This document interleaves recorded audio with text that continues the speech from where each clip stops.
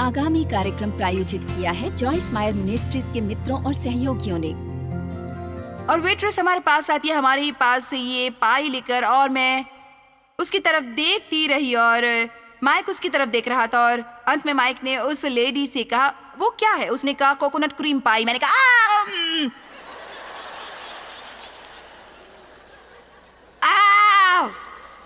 ये परमेश्वर हैं। परमेश्वर मुझे मेरी पाई दिला रहे हैं।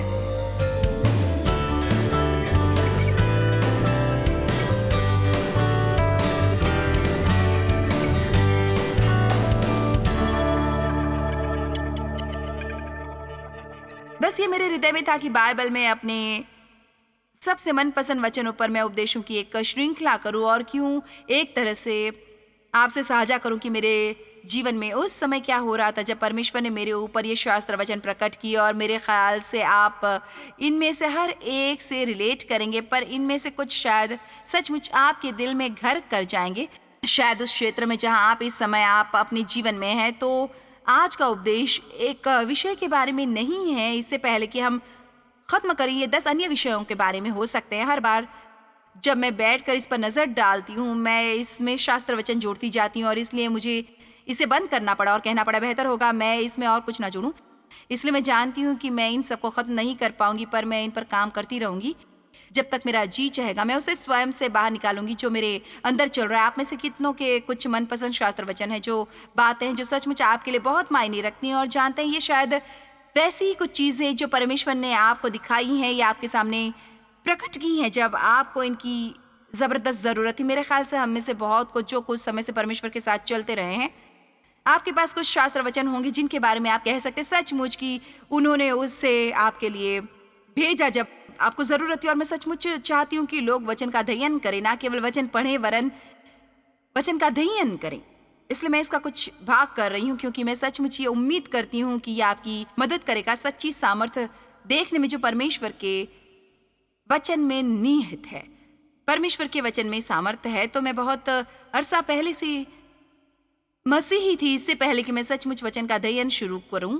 तो मैं कहती हूँ, मैं तब की बात करती हूँ जब मैं गंभीर मसीही बनी, क्योंकि आप देखिए आप एक मसीह हो सकते हैं, और यदि आप सचमुच यीशु में विश्वास करते हैं, सचमुच सच में यीशु में विश्वास करते हैं, मेरा मानना है कि आपका नाम लिखा गया है मेमने की जीवन पुस्तिका में और आप स्वर्ग में जाएंगे। और मैं ये विश्वास नहीं करती कि कभी कोई अपने जीवन का आनंद ले सकता है या परमेश्वर के लिए कोई मूल्य रख सकता है यदि वे वचन का अध्ययन नहीं करता और सचमुच मसीह जीवन जीना सीख सकता है। मसीह होना और मसीहियों की तरह रहना दो अलग अलग बातें हैं, और एक मसीह की तरह जीवन जीने के लिए हमें वचन को जानने की ज़रूरत है, और फिर हमें चुनने की ज़रूरत है परमेश्वर के सहायता और अनुग्रह से अपने जीवन के हर परिस्थिति में वचन का पालन करने से। तो अतीत में 1974 में जब मैं परमेश्वर के साथ गंभीरता से अपनी यात्रा में जुड़ी, पहला शास्त्र वचन जो मुझे सचमुच याद है, जिसने सचमुच मेरे लिए बहुत मायने रखे, वो था यूहन्ना 8:31-32। तो चलो पहले उस पर नजर डालें। तब यीशु ने उन यहूदियों से जिन्होंने उनकी प्रतीति की थी कहा, यदि तुम मेरे वचन में बने रहोगे। अब इस शब्द बने रहने का मतलब है जीना, वास करना और रहना और कायम रहना। तो वचन में बने रहना अवश्य बाइबल पढ़ने से कहीं ज्यादा अलग है। आमीन।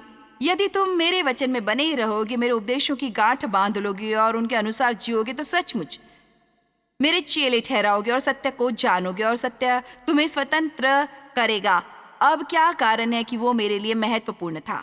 क्योंकि आमीन, क्योंकि मेरे जीवन में इतने अधिक दास्तां थी। मेरे पिता ने मेरा यौन शोषण किया था और मेरी माँ को पता नहीं था कि कैसे मेरी मदद करे, इसलिए उन्होंने कुछ नहीं किया। और फिर मैंने उस पहले व्यक्ति से विवाह कर लिया जो उसके बाद चला गया, और उसने 5 साल तक मुझसे दुर्व्यवहार किया, दूसरी औरतों के साथ भागता फिरा और अंत में जेल में गया। और आप जानते, मैं बस आप अपने जीवन के पहले 23 साल इस तरह से नहीं जी सकते और आपको नुकसान न हो। और आप में से बहुत से सही जानते हैं कि मैं क्या कह रही हूँ। आपको जीवन में अच्छी शुरुआत नहीं मिली, पर इसका मतलब ये नहीं कि आपका अंत अच्छा नहीं होगा। इसीलिए स्वतंत्र हो जाना मुझे सचमुच बहुत अच्छा लगा। तुम सत्य जानोगे और सत्य, यदि आप इस तरह जीना सीख लो तो वो आपको स्वतंत्र करेगा। इसलिए मुझे स्वतंत्रता की आशा चाहिए थी। बताया हमें आशा की जरूरत है। यदि हमें आगे बढ़ते जाना है और लगातार लगे रहना है सही काम करते हुए। इसलिए आज मैं चाहती हूँ कि आज आप ये जान लें कि चाहे आप कितने भी मुसीबत में हो, अतीत में आपने कितनी भी बुरी बातें की हो, चाहे आपके साथ कुछ भी हुआ हो, आपके लिए आशा है स्वतंत्रता में। और ऐसे जीवन का आनंद लें जो सचमुच लगे, जैसे उसे लगे कि उसे कभी कोई नुकसान नहीं हुआ, क्योंकि जब आप मसीह में होते हैं तो आप एक नई सृष्टि होते हैं। पुरानी बातें बीत गई और सब कुछ नया हो गया। सब कह सकते हैं स्वतंत्र। ऑलराइट, अब ये एक सफर है। मैं अभी भी बहुत सी बातों से स्वतंत्रता पा रही हूँ, और एक बात जो परमेश्वर के साथ चलते हुए मुझे बहुत पसंद है वो ये है कि एक सफर है।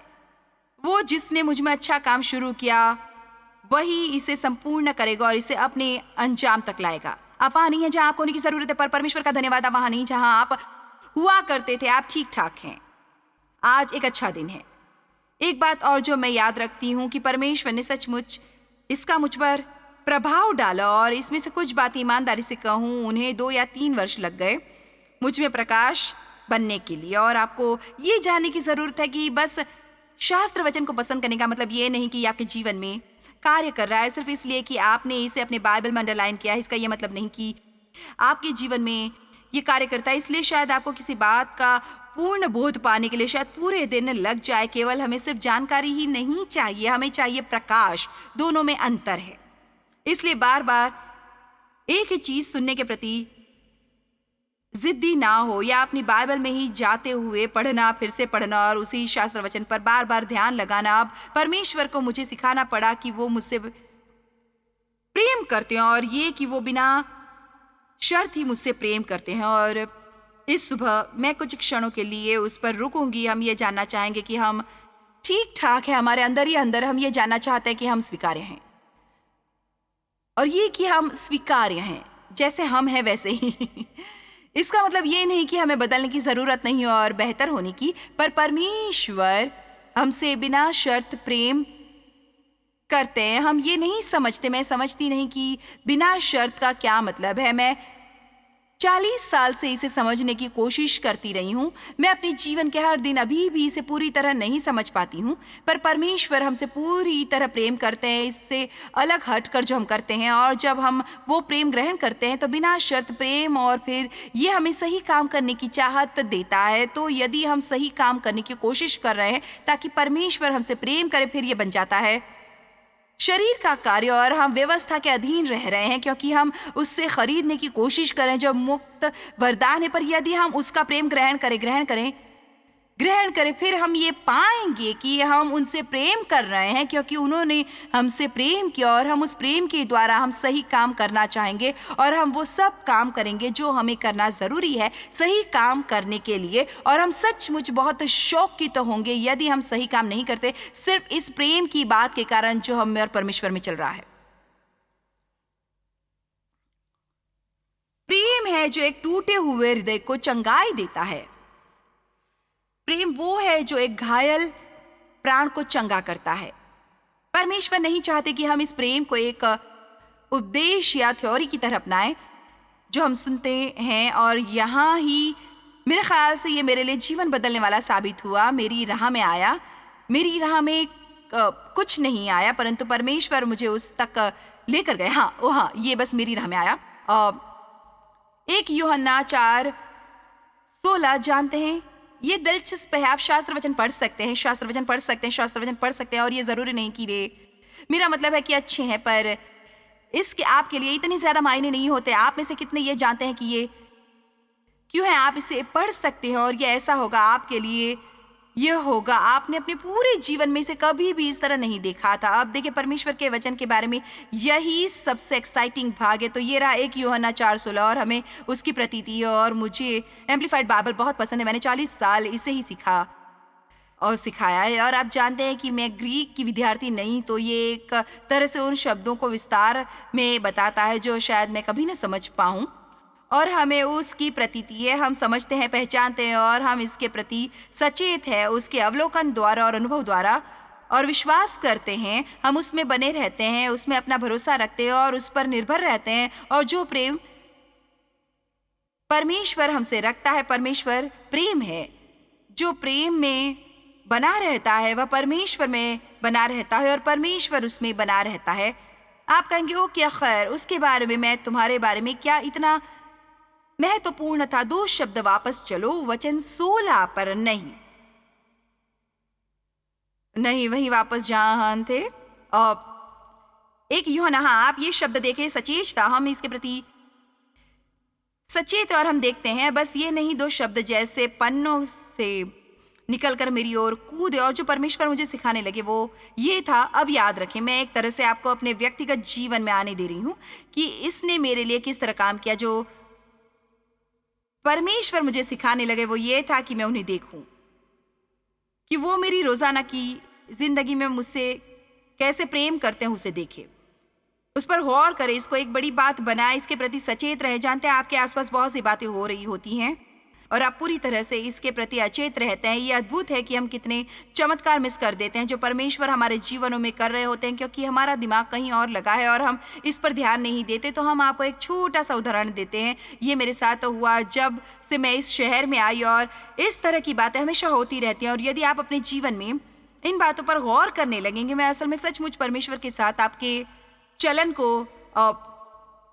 बढ़ावा देना चाहती हूँ। कि पिछले सप्ताह मैंने शुरुआत की थी कि मैं कोकोनट पाई की इच्छा रखती थी। अब मैंने ये कोकोनट क्रीम पाई नहीं खाई, मुझे पता नहीं कितने सालों से, पर मैं कोकोनट क्रीम पाई चाहती थी। इसलिए मैं अक्सर डिजर्ट सप्ताह में एक बार खाती हूँ, वो मेरी ट्रीट होती है। इसलिए मैं इसे प्लान करती हूँ।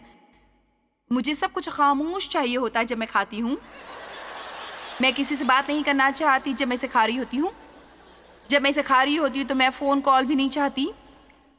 मैं ये जानना चाहती हूँ कि मैं इसे खा रही हूँ, मैं इसका स्वाद लेना चाहती हूँ, मैं इसका आनंद लेना चाहती हूँ। ओके, इसलिए मैं सोचने लगी कि मुझे कोकोनट क्रीम पाई कहाँ मिल सकती है। इसलिए मैं ऑनलाइन ही खोज रही थी। सेंट लुइस में सबसे बढ़िया पाई, सबसे बढ़िया क्रीम पाई सेंट लुइस में। खैर मुझे कुछ नहीं मिला, तो हम इस शहर में आए और हम यहाँ बृहस्पतिवार की दोपहर को आते हैं। और मैं आपको बता नहीं सकती कि कितना अरसा बीत गया है जब मैंने कैपिटल ग्रिल में आना और खाना खाया है। इसलिए हमने फैसला किया कि कैपिटल ग्रिल में जाकर खाना खाने का।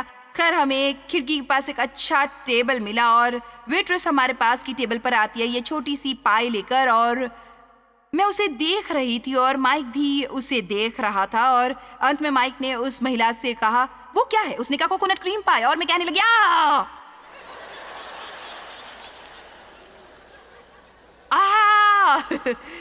ये तो परमेश्वर हैं। परमेश्वर मुझे मेरी पाई दिला रहे हैं।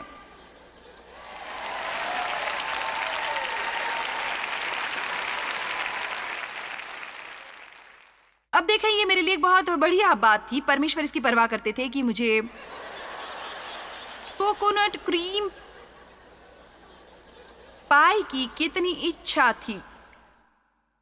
देखिए, ये इस तरह की चीजें होती हैं, यदि आप इन्हें देख नहीं रहे हैं तो आप इन्हें मिस कर रहे हैं। आप में से कितने उससे सहमत हो जो मैं कह रही हूँ? तो आप जानते कि बाइबल में लिखा है, जब तक कि आप एक छोटे बालक के रूप में नहीं आते, आप अंदर आएंगे, कोई भी बुद्धिमान व्यक्ति अंदर नहीं जाता। और आप में से कुछ शायद सोचे, खैर ये तो बिल्कुल ही मूर्खता है। खैर असल में ये नहीं है, जानते। और मैं असल में एक यादों की किताब रखती हूँ जहाँ मैं इस तरह की बातें लिखती हूँ। और मैं अवश्य ये जानती हूँ जब मैं मरूंगी तो मेरे ख्याल से किसी को ये मिलेगी और वो देखेगा और कहेगा, भाई वो एक कोकोनट पाई के टुकड़े को देखकर उत्साहित हुई। खैर जानते हैं क्या, मेरा ख्याल है कि वही है जो हमारे व्यक्तिगत चलन और परमेश्वर के साथ हमारे संबंध को बढ़ावा देता है। और मैं जानती हूँ कि आप जान लें कि परमेश्वर आपकी परवाह करते हैं। और बाइबल में ये लिखा है कि यदि हम उसमें आनंदित होंगे, वो हमारे हृदय की विनती और छुपी इच्छाएं प्रदान करेगा हमेशा। तो मैं चाहती हूँ कि आप हर दिन इस बात को देखते रहें, परमेश्वर का प्रेम जो आपके जीवन में है। चलो सचेत रहें और सतर्क रहे परमेश्वर के प्रेम के प्रति, और परमेश्वर के प्रेम के प्रति अचेत और अज्ञान ना रहें। आमीन। मुझे ये शास्त्र वचन पसंद है।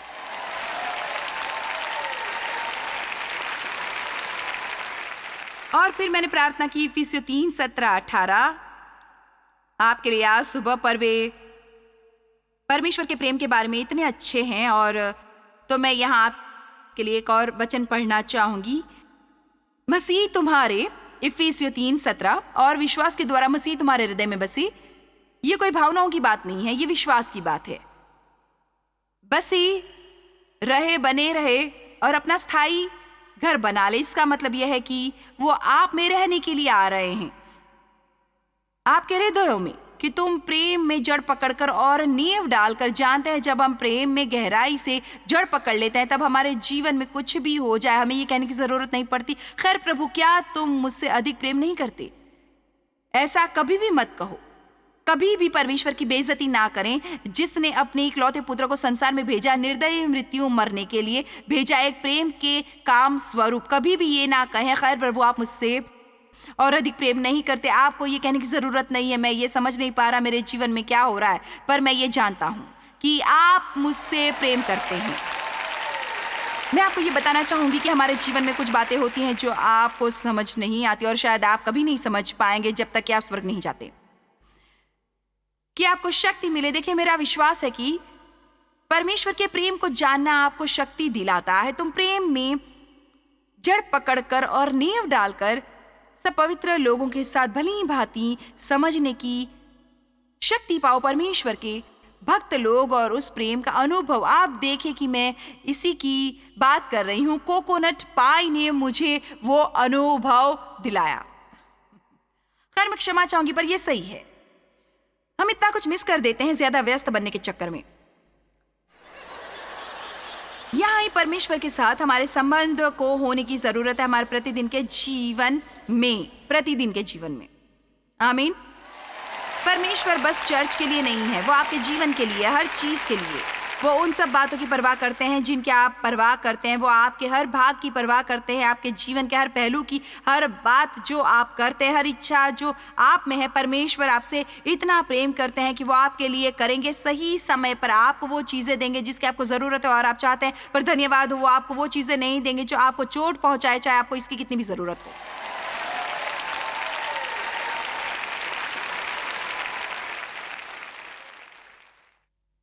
परमेश्वर आपसे प्रेम करते हैं। यदि आप वचन में बने रहे तो आप सत्य को जानोगे और सत्य आपको स्वतंत्र करेगा। उत्पत्ति 12:1-3 मुझे यह बहुत पसंद है। मैंने इससे बहुत कुछ सीखा है। यहोवा ने अब्राहम से कहा, अपने देश हारान और अपनी जन्मभूमि और अपने पिता के घर छोड़कर अपने खुद के फायदे के लिए उस देश में चला जा जो मैं तुझे दिखाऊंगा, और मैं तुझसे एक बड़ी जाति बनाऊंगा और तुझे आशीष दूंगा और तुझ पर अत्यधिक अनुग्रह करूंगा और तेरा नाम बड़ा करूंगा और तू आशीष का मूल होगा जो दूसरों की भलाई करेगा, और जो तुझे आशीर्वाद दे उन्हें मैं आशीष दूंगा। वे जो तुझे समृद्धि और खुशी देंगे, और जो तुझे कोसे और तुझसे अभद्र भाषा में बात करे उसे मैं शाप दूंगा, और भूल मंडल के सारे कुल तेरे द्वारा आशीष पाएंगे और आपके द्वारा वे खुद को आशीषित करेंगे। अब ये क्या ही शानदार प्रतिज्ञा है, बहुत ही बढ़िया, बहुत ही बढ़िया। वाओ। मैं तेरा नाम प्रसिद्ध करूंगा, मैं तुझे धनवान बनाऊंगा, तुम्हारे पास हर वो चीज होगी जिसकी तुम्हें जरूरत है। पता है भाई, तुम इतने अभिषिक्त और स्थिर होगे कि यदि कोई भी तुम्हें आशीष देंगे वे भी आशीष पाएंगे तुम्हें आशीष देने के लिए। और ये इस तरह है। और रुको, पर आपको ये सब नहीं मिलता जब तक कि आप वचन एक का क्या नहीं जानते। वो हर चीज छोड़ दो जो तुम जानते हो और जिससे तुम परिचित हो, और उस स्थान पर जाओ जो मैं तुम्हें दिखाऊंगा। एक बार जो तुमने बाकी सब चीजों से मुंह मोड़ लिया, और मैं देख रही हूं कि आप देख रहे होंगे। ओके, असल में बात यह है, सचमुच कभी भी जब परमेश्वर आपको किसी बात के लिए बुला रहे हैं तो आपको कुछ छोड़ना होगा उस अगली चीज को हाथ में रखने के लिए। और अक्सर आपको इन सब चीजों की कोई विस्तारित जानकारी नहीं मिलेगी, आप बस ये जानते हैं कि ये काम हो गया। और शायद आपने लंबे अरसे तक इसे पकड़े रखा होगा, इसे सुनिश्चित करने के लिए कि ये हो जाए। आपने एक तरह से सोचा कि ये हो चुका है, पर आपको अब ये पता लगा कि ये पूरी तरह मुर्दा है। आमीन। आपको इतना कहना पड़ता है कि अब और ये नहीं कर सकता, या यदि आप इसे फिर भी करते रहे तो इससे आपके लिए कोई भी जीवन नहीं बचेगा, आपके लिए इसमें कोई भी अभिषेक नहीं रहेगा। अब हम सबके साथ ये हुआ है, शायद आप इसे पहचानते न हो, शायद आपने मिस भी कर दिया हो और आप अभी भी उन चीज़ों को पकड़े हो जो आपको तृप्त नहीं कर रही हो, क्योंकि आप ये नहीं जानते कि अगली चीज़ क्या है। और बहुत से लोगों में ये सारा तनाव होता है और उनके जीवनों में ये सारा प्रेशर होता है, और परमेश्वर ने एक तरह से मुझे इसका उदाहरण दिया है कि होता क्या है। ये इस तरह है कि मैं यहाँ इसे पकड़ कर बैठी हूँ और मैं कह रही हूँ, जानते हैं परमेश्वर उस अगली चीज को जो आपके लिए रखी है उसे इतना दूर रखेंगे। चलो भी जानते हैं परमेश्वर रहस्यमयी है बहुत शिद्दत से। तो यह कुछ इस तरह है कि केवल एक ही तरह से आप इसे पकड़ पाएंगे कि आप इसे जाने दें, और यहां ही विश्वास आता है। ओके, मैं आपको अपने जीवन से व्यवहारिक उदाहरण दे सकती हूँ, मुझे उम्मीद है कि आप अपने बल पर इसे कहीं लागू कर सकते हैं। 1976 से जब परमेश्वर ने मुझे अपने पवित्र आत्मा से स्पर्श किया तो मेरे पास फुल टाइम नौकरी थी। मैं असल में उतना ही पैसा कमाती थी जितना डेव कमाता था।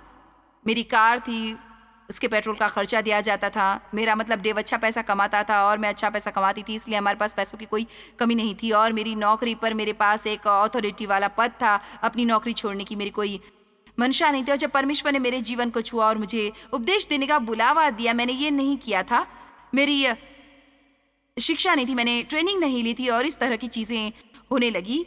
तब वे लोग जब मेरे मित्र थे उन्हें ये पसंद नहीं आया, परिवार के सदस्यों को पसंद नहीं आया, मेरे चर्च को ये पसंद नहीं आया। उन्होंने मुझे बताया कि मैं इसके लिए योग्य नहीं हूँ। ये कितनी बड़ी मूर्खता थी, और यदि मैंने इसी पर जोर दिया तो मेरा इस चर्च में स्वागत नहीं। खैर, निचोड़ ये है कि इस अगली चीज़ तक पहुँचने के लिए मैंने काफ़ी हद तक अपने दोस्त, परिवार, चर्च और बाकी सब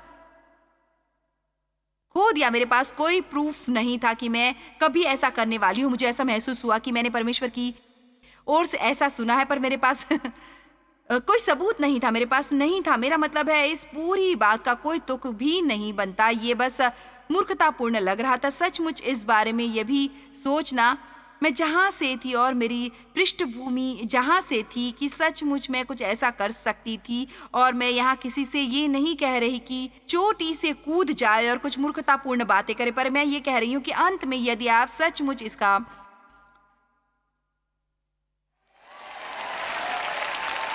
पता लगाना चाहते हैं कि परमेश्वर ने आपके लिए क्या रखा है, तो आपको कुछ चांसेस लेने पड़ेंगे। इसके बारे में क्या है एंथनी, क्या कभी तुम्हें ये करना पड़ा? बस अब मुझे ये हैरान करता है, अब्राहम के बारे में ये बात है जो शायद आप न जानते हो कि उसका पूरा परिवार, और मेरे ख्याल से वो सब मूर्ति पूजक थे।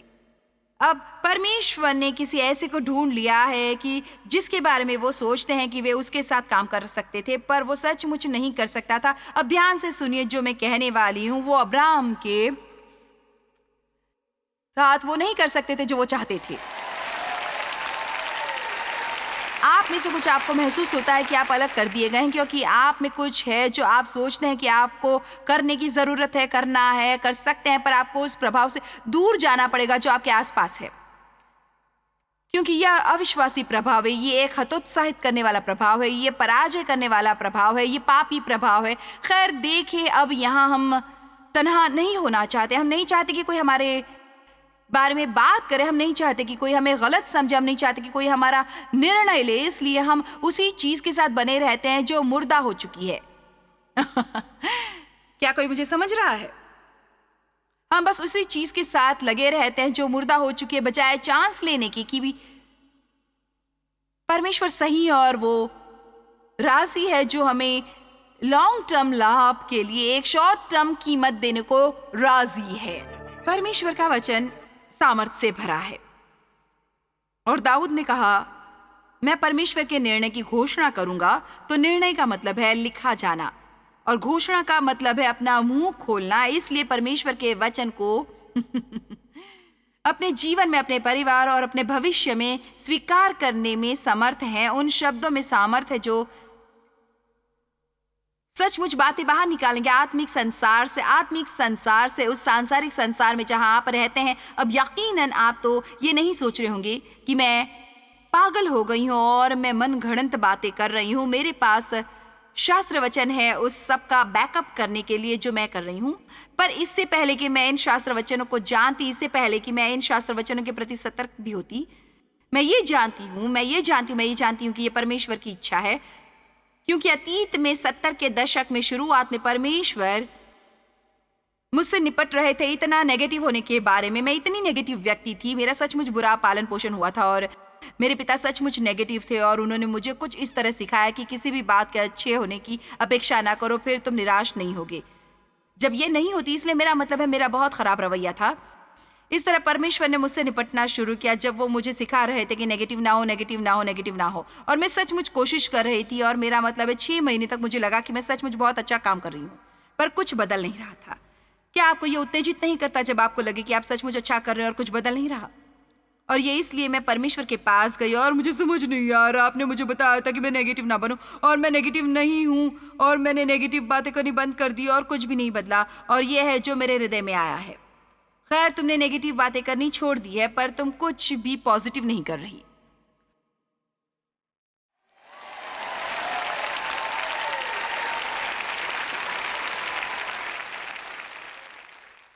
तो आप गलत बातें करना बंद कर सकती हैं और वो अच्छा है, पर आपको वो नतीजे नहीं मिलते जो परमेश्वर चाहते हैं कि आपको मिले जब तक कि आप सही काम नहीं करने लगते। इसलिए पवित्र आत्मा की अगुवाई में मैंने एक इकरारनामा बनाया है जिसमें 65 अलग अलग चीजें थी जो मैं चाहती थी कि मैं उन्हें अपने जीवन में होता देखूं और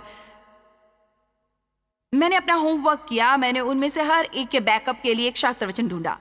अब मैं आपको ये नहीं कह रही कि जो बातें आप चाहते हैं वो मनगढ़ंत बना लो। मैं एक खरबपति होने वाली हूँ, पता है, मैं प्रेसिडेंट से शादी करने वाली हूँ, इस तरह की बातें मैं नहीं कर रही। मैं बात कर रही हूँ, पता है, परमेश्वर मुझसे प्रेम करते हैं और मैं लोगों से प्रेम करती हूँ। इसलिए मेरा मतलब है मैंने ऐसी भी बातें लिखी। मुझे सारा समय बोलने के अवसर मिलते हैं, मेल द्वारा, फोन द्वारा, व्यक्तिगत रूप से। मुझे किसी ने कभी नहीं कहा कि कहीं मैं आऊं और इन 65 बातों पर बोलूं और मैं आज यहाँ खड़ी होकर ये बता सकती हूँ उनमें से हर बात मेरे जीवन में हुई है, उनमें से हर एक बात मेरे जीवन में हुई है। सुनिए, मैं आपको कुछ बताना चाहूंगी। यदि आप कुछ और नहीं सीखते, उस सामर्थ्य के बारे में सीखिए जो आपके मुंह में है। नीति वचन 18:21, जीव के वश में मृत्यु और जीवन दोनों होते हैं और जो उसे काम में लाना जानता है वह उसका फल भोगेगा, चाहे ये मृत्यु के लिए हो या जीवन के लिए। तो आप स्वयं को मृत्यु खिला सकते हैं या आप स्वयं को जीवन खिला सकते हैं। आप स्वयं को कमजोर बना सकते हैं या स्वयं को मजबूत बना सकते हैं। आप स्वयं को निराश कर सकते हैं या आप स्वयं को प्रोत्साहित कर सकते हैं। मेरे ख्याल से आप स्वयं को बातों से बीमार भी कर सकते हैं जो आप करते हैं, यदि ये गलत बातें हों। जो हृदय में है वो मुंह से बाहर आता है। सही सोचने से शुरू करें और ये सही बोलने में बदल जाएगा। चलो भी, जैसे आप स्वयं से सारा समय बातें करते हैं, बेहतर है आप कुछ ऐसा कहने लगे जिसका कुछ तुक बनता है। पता है, जब आप कुछ गिराते हैं और उसे तोड़ते हैं बजाय स्वयं के सिर पर मारने के।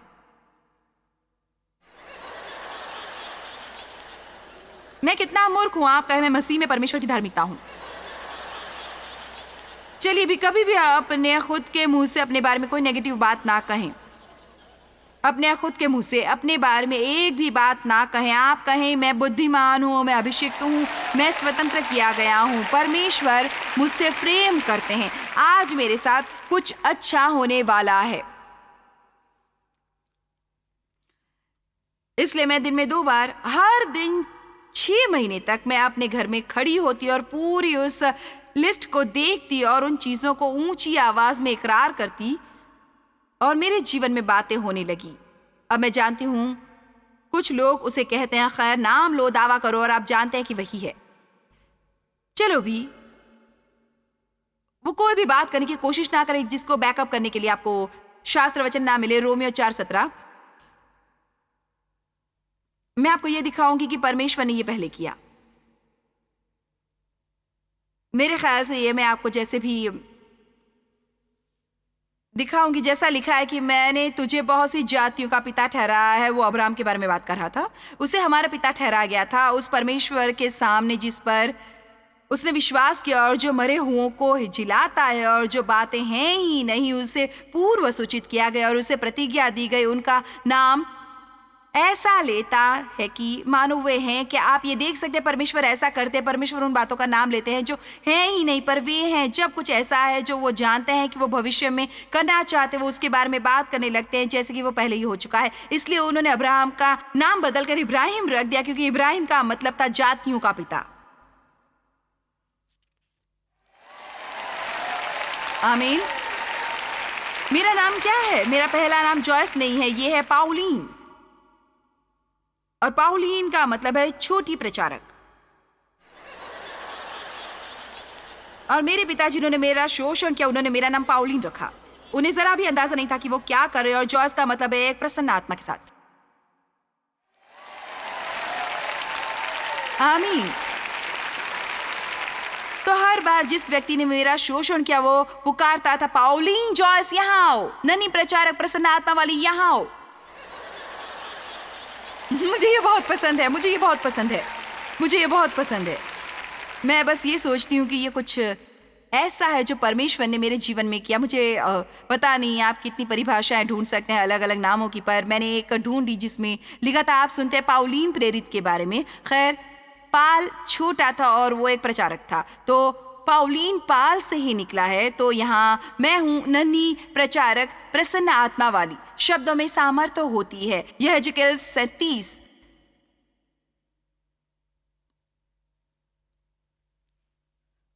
आप में से कितनों ने यह पाया है कि परमेश्वर के वचन का ऊंची आवाज में इकरार करने से आपके जीवन में मदद मिली? भाई, जब शैतान आपके पीछे लगा हो, आप अपना मुंह खोलिए और आप उसके पीछे लग जाइए। जैसा कि एक प्रचारक ने कहा है, शैतान को मुंह तोड़ जवाब दो। वो यीशु, यहोवा की शक्ति मुझ पर हुई और वो मुझ में अपना आत्मा समवा कर बाहर ले गया और मुझे तराई के बीच खड़ा कर दिया। वह तराई हड्डियों से भरी हुई थी। तब उसने मुझे उनके चारों ओर घुमाया और देखो, और तराई की तह पर बहुत सी हड्डियां थीं और वे बहुत सूखी थीं। और देखो, तब उन्होंने मुझसे पूछा, हे मनुष्य के संतान, क्या ये हड्डियां जी सकती हैं? क्या आप अपने जीवन के आसपास देखें और कहे, प्रभु क्या कुछ बदल सकता है? तब प्रभु ने जवाब दिया, क्या हम वचन 3 पर वापस जा सकते हैं? प्लीज, वचन 3 पर। मैंने कहा, हे परमेश्वर यहोवा, तू ही जानता है। दूसरे शब्दों में प्रभु, ये आप कर सकते हैं, आप कुछ भी बदल सकते हैं। वचन 4, तब उसने मुझसे कहा, इन हड्डियों की भविष्यवाणी करके कहा। अब बस कल्पना कीजिए कि उस भविष्य वक्ता ने क्या सोचा होगा। तुम चाहते हो कि मैं हड्डियों से बात करूं? हे सूखी हड्डियों, यहोवा का वचन सुनो। अब ये देखिए, परमेश्वर यहोवा तुम हड्डियों से यों कहता है, देखो मैं आप में सांस समवाऊंगा और तुम जी उठोगी, तुम जी उठोगी। वाओ भाई, अपने अतीत की ओर देखो और कहो, तुम मेरे जीवन भर मुझे दास बनाकर मुझे नहीं रखोगे। मैं एक नई सृष्टि हूं और मेरे साथ अच्छी बातें होंगी। एक्साइटिंग। मैं परमेश्वर के वचन के बारे में बहुत उत्साहित हूं। मुझे वचन बहुत पसंद है और अपनी बाइबल बस पढ़िए ही मत। मुझे दिन में 2 अध्याय पढ़ने की जरूरत है परमेश्वर के प्रति कृतज्ञता दिखाने को। नहीं, आपका जीवन परमेश्वर के वचन में है। हम उसमें जीते हैं, चलते हैं, फिरते हैं और हमारा जीवन है। और मैं तुम्हारी नसें उपजा कर मांस चढ़ाऊंगा और तुमको चमड़े से ढांपूंगा और तुम में मांस समवाऊंगा और तुम जी जाओगे और तुम जान लोगी कि मैं यहोवा हूं, संप्रभु शासक, जो चाहता है कि विश्वनीयता और आज्ञाकारी सेवाएं। वचन 7, इस आज्ञा के अनुसार मैं भविष्यवाणी करने लगा और मैं भविष्यवाणी कर ही रहा था कि एक आहट आई और भूई डोल हुआ और वे हड्डियां इकट्ठी होकर हड्डी से हड्डी जुड़ गई। तो जब वो भविष्यवाणी करने लगा, बातें होने लगी और मैं देखता रहा कि उनमें से नसें उत्पन्न हुई और मांस चढ़ा। और वे ऊपर चमड़े से ढप गई, परंतु उनमें सांस कुछ न थी। ये अभी हुई नहीं। तब उसने मुझसे कहा, हे मनुष्य के संतान, सांस में भविष्यवाणी कर और सांस से भविष्यवाणी करके कह, परमेश्वर यहोवा यों कहता है कि चारों दिशाओं से हे सांस आकर इन घात किए हुओं में समा जा कि ये जी उठे। उसकी इस आज्ञा के अनुसार मैंने भविष्यवाणी की। तब सांस उनमें आ गई और वे जी कर अपने अपने पांवों के बल खड़े हो गए और एक बहुत बड़ी सेना हो गई, सूखी मृत हड्डियों से जीवित।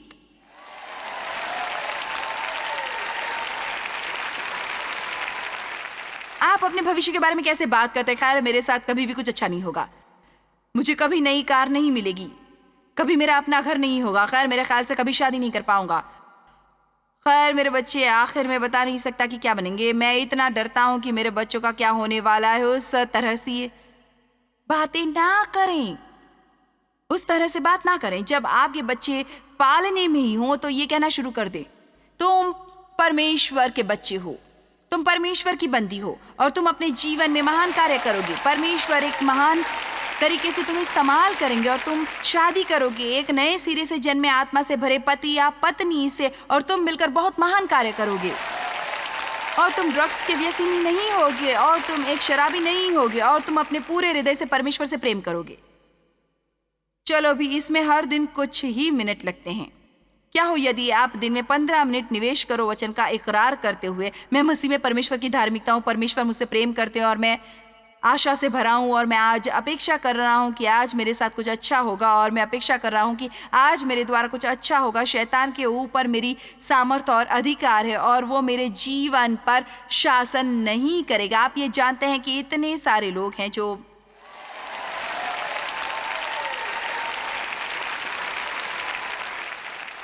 क्रोधित हैं, और इतने सारे लोग हैं जो बहुत सी बातों के बारे में परेशान हैं। और जब डेव और मैं अपने अपनी नौकरी से बाहर आए, खैर जब मैंने चर्च में अपनी नौकरी छोड़ी, डेव तब भी इंजीनियरिंग फील्ड में काम कर रहा था। जब हमने वो शुरू किया जिसे हम स्वयं की मिनिस्ट्री कहते हैं, ये हमारी खुद की नहीं है, ये परमेश्वर की है। परमेश्वर ने अलग अलग चीज़ें मेरे हृदय में डाली है। और आप जानते हैं कि हम सब कहते हैं कि परमेश्वर ने मुझसे बात की, और जब मैं ये कहती हूँ, मेरा ये मतलब नहीं कि आपको ये विचार कराऊं कि मेरी परमेश्वर से ये लगातार बातचीत चल रही है। परमेश्वर हम सबसे अलग अलग तरीकों से बात कर रहे हैं, और सचमुच मुख्यतः वो जिस तरह हमसे बात करते हैं वो ये गहराई से ज्ञान पता है। इसलिए परमेश्वर ने मेरे हृदय में ये डाला कि 3 बातें थी जिनके बारे में हमें मिनिस्ट्री में सावधान रहना पड़ा, पता है। इसलिए और यदि हमने वो की तो परमेश्वर सचमुच हमें आशीष देंगे। और उन्होंने कहा, अपने जीवन से झगड़ा दूर रखो, एक निष्ठावान व्यक्ति बनो, और जो भी करते हो उसे सर्वोत्तमता से करो। यदि तुम ये करने वाले हो तो उसे सही से करो। अभी भी उस पैसे से मत खेलो जो मैंने तुम्हारे हाथों में दिए हैं। ईमानदार रहो, जो तुम कहते हो तुम वो करो, और अपनी मिनिस्ट्री में झगड़ा ना रखो, और अपने घर में भी, अपने परिवार में भी झगड़ा ना चलने दो। अब झगड़ा है, कलह, बहस, जोरदार असहमति और एक क्रोध की लहर अंदर ही अंदर। और क्या मैं आपको बता दूं कि आज बहुत से चर्च झगड़े से भरे हैं। हर कोई रविवार की सुबह जाता है और वो एक दूसरे से मुस्कुराते हैं और कहते हैं प्रभु की स्तुति, और वहाँ हर तरह की चुगली है और कलह और ईर्ष्या है, आलोचना है और इल्जाम है, और परमेश्वर का अभिषेक इस तरह की किसी चीज़ पर नहीं रहेगा। और मैं आपको ये बता दूं, मैं ऐसा कुछ ज़्यादा नहीं कराती जो बहुत फैंसी हो।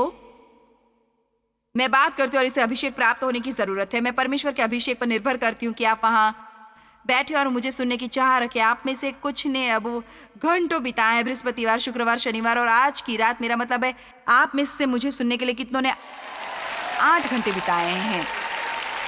कल्पना करें कि ये कैसे पूरी तरह बोरिंग हो जाएगा यदि जो मैं ये कह रही हूँ उस पर परमेश्वर का अभिषेक ना होता। आपको दिलचस्पी है क्योंकि ये परमेश्वर का वचन है और आपको ये समझ आता है और आप ये सचमुच महसूस कर सकते हैं। आप में से कितने जब आप वचन को सुनते हैं और ये अभिषेक प्राप्त हो, आप सचमुच महसूस कर सकते हैं कि आप में बदलाव ला रहा है जब आप सुन रहे हैं।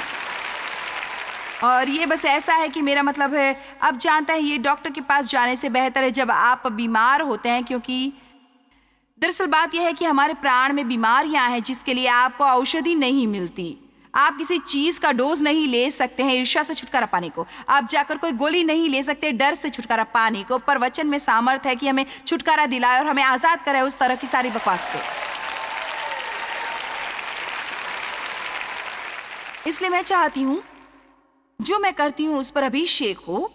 और मैं आपको कुछ बताना चाहती हूँ, डेव और मैं घर पर झगड़ते नहीं और फिर यहाँ नहीं आते आपकी तरह मुस्कुराते हुए, और मैं वहाँ ऊपर नहीं आती और प्रचार नहीं करती। मैं ऐसा नहीं करती, मैं ऐसा नहीं करूँगी। मुझे परवाह नहीं मुझे किस जिल्लत से गुजरना पड़े। मैं डेव के साथ सभी बातें सह लूँगी इससे पहले कि मैं यहाँ ऊपर आऊँ, क्योंकि मुझे यहाँ ऊपर आने में डर लगेगा अपने जीवन में।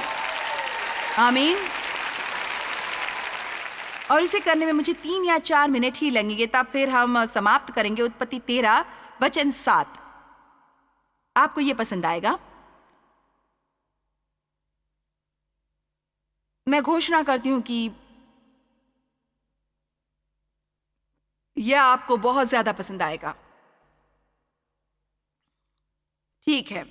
सो अब्राहम और लूत की भेड़ बकरी और गाय और बैल के चरवाहों के बीच में झगड़ा हुआ। अब लूत अब्राहम का भतीजा था। लूत के पास कुछ नहीं होता यदि अब्राहम ने उसे अपने साथ ना लिया होता। तब उसने हैरान छोड़ा था, क्योंकि अब्राहम के जीवन पर परमेश्वर की आशीष थी। लूत भी एक तरह से उन आशीषों के नीचे आ गया, तो उसे उन सब चीजों का आभार मानना चाहिए था जो अब्राहम उसके लिए कर रहा था। पर अब अचानक वहां एक झगड़ा हो रहा था, अब्राहम और लूत के बीच नहीं, पर उनके कर्मचारियों और कर्मचारियों के बीच।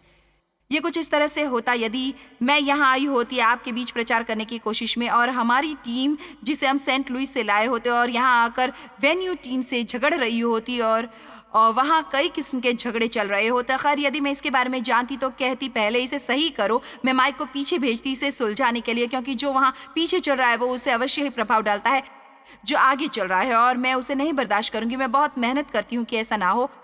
तो जाहिर है अब्राहम है झगड़े के खतरे को जानता था, इसलिए यहाँ लिखा है सो अब्राहम और लूत की भेड़ बकरी और गाय और बैल के चरवाहों के बीच में झगड़ा हुआ। उस समय की कनानी और परिज्जी लोग उस देश में रहते थे, घास पाने को और मुश्किल बनाते हुए। तब अब्राहम लूत से कहने लगा, मेरे और तेरे बीच और मेरे और तेरे चरवाहों के बीच में झगड़ा न होने पाए, क्योंकि हम लोग भाई बंधु हैं। और देखो वो क्या करते हैं। वो कहता है, देखो क्या सारा देश तेरे सामने नहीं, तुम वो भाग चुनो जो तुम्हें चाहिए और बचे हुए भाग को मैं ले लूंगा। अब ऐसा किसने किया होता? मैंने कहा होता मैं ये ले रही हूं और जो बाकी बचा वो तुम रख लो। पर देखिए वो और ज्यादा प्रयास कर रहा था यह सुनिश्चित करने के लिए कि अब्राहम को उसे झगड़ने का कोई भी मौका नहीं मिलता। मेरा मतलब लूत को उससे झगड़ने का कोई मौका नहीं मिलता।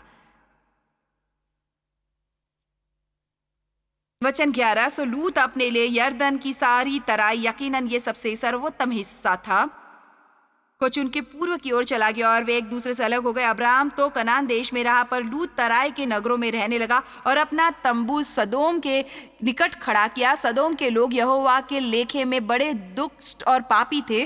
तो बेशक तब यह ऐसा नहीं लगता था कि अब्राहम को इस सौदे का सबसे सर्वोत्तम भाग मिला। दरअसल ऐसा लगता था कि उससे दुर्व्यवहार हुआ है। अब चलो भी इसमें एक संदेश है। क्या आप कभी इस परिस्थिति में आते हैं जहां आपको लगता है कि आपका किसी ने फायदा उठाया है, या आपको लगता है कि सचमुच आपसे दुर्व्यवहार हुआ है और आपके साथ अन्याय हुआ है? ओके, अब आपके पास 2 चुनाव है। आप झगड़े में पड़ सकते हैं, आप कड़वाहट में फंस सकते हैं, आप क्रोधित हो सकते हैं, आप उनके बारे में चुगली कर सकते हैं, या आप इसे परमेश्वर के तरीके से कर सकते हैं, या परमेश्वर पर भरोसा कर सकते हैं। और मैं चाहती हूँ कि आप ये देखें कि हुआ क्या था। मैं आपको बताऊंगी कि यदि आप वचनबद्ध होंगे शांति में रहने के लिए, अपने जीवन से क्रोध बाहर निकालने के लिए और झगड़े से छुटकारा पाने के लिए, तो इसका कोई अंत नहीं कि परमेश्वर आपको आपके जीवन में कितनी आशीष दे सकते हैं। आप देखिए जब लूत अब्राहम से अलग हो गया, तब उसके पश्चात यहोवा ने अब्राहम से कहा, अब कल्पना करें वो इस भयंकर परिस्थिति में है, उसका फायदा उठाया गया। वो सदोम में रहा है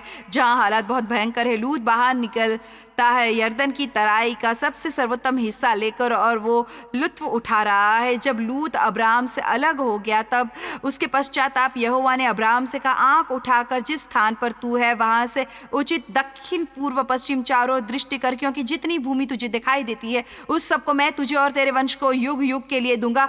उठ इस देश की लंबाई और चौड़ाई में चल फिर, क्योंकि मैं उसे तुझी को दूंगा। तो यहाँ उसने यर्दन की तराई का एक छोटा सा बेहतरीन हिस्सा दे दिया। वे यहाँ कुछ देर तक ऐसी परिस्थिति में खड़ा रहा और इस तरह लग रहा था जैसे उसके साथ दुर्व्यवहार हो रहा है। लग रहा था उसका फायदा उठाया गया है, पर वो वचनबद्ध है परमेश्वर के तरीके से काम करने के। मैं झगड़े में नहीं रहूंगा, मैं उसमें नहीं पड़ूंगा। मैं जानता हूं कि तुम नहीं चाहते कि तुम ऐसा करो। और फिर अचानक परमेश्वर ने कहा, ठीक है, अब आंख उठाकर जिस स्थान पर तू है वहां से उत्तर दक्षिण पूर्व पश्चिम चारों दृष्टि कर। आमीन।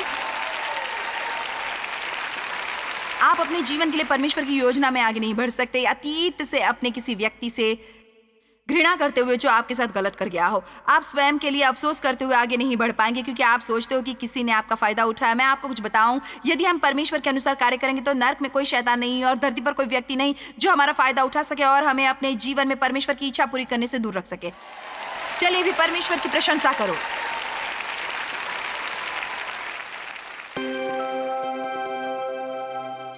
मैंने सचमुच आनंद लिया आपके साथ अपने कुछ मनपसंद बाइबल के वचन साझा करने में, और मैं बस आपसे ये साझा करना चाहती हूँ कि यदि आप परमेश्वर के वचन का अध्ययन करें और उस पर ध्यान लगाइए, आपकी मदद करेगा आपके जीवन के हर दिन का आनंद लेने में, यहाँ तक कि सामान्य दिनों का भी।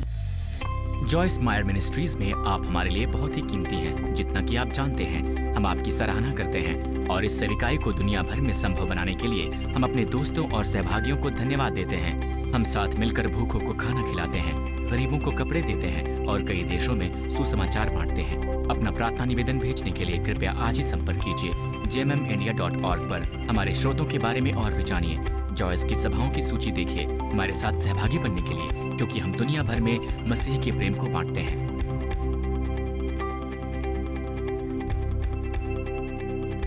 इसका खर्च उठाया है जॉयस मायर मिनिस्ट्रीज के मित्रों और सहयोगियों ने।